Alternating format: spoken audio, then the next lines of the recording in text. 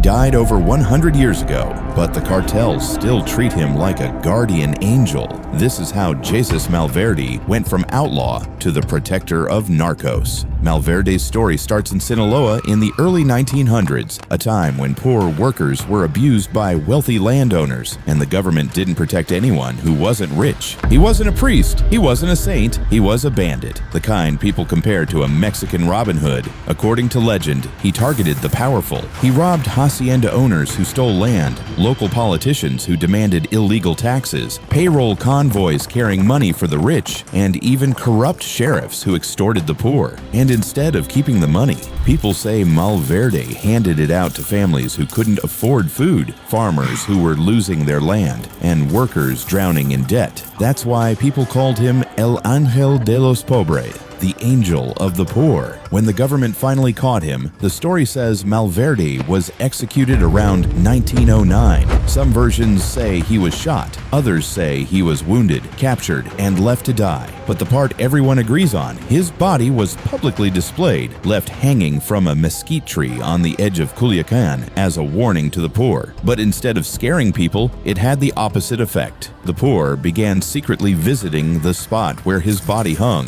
They brought candles, they left coins, they whispered prayers, not to the church, but directly to him. They asked Malverde for the things nobody else would help them with: migration, lost money, dangerous travel, problems with the law, protecting families, surviving poverty. As the years passed, the legend exploded. But in the 1980s and 90s, narcos in Sinaloa adopted him. Big names tied to the old Guadalajara cartel, and later Amado Carrillo Fuentes, Miguel Ángel Felix Gallardo, and even early circles connected to Joaquin El Chapo Guzman all treated Malverde as a protector. They said Malverde watches over people who take risks, people who live outside the law, people the government refuses to help. So they built shrines. They offered money, guns, gold chains, trucks, jewelry, anything they believed would bring protection. And before doing something dangerous, some traffickers still stopped to pray to him. That's why Jesus Malverde is unique. He's rejected by the church, but worshipped by the poor, the forgotten, the desperate, and by the narcos who treat him like a guardian angel in the shadows. Subscribe to Next Crime for more stories like this.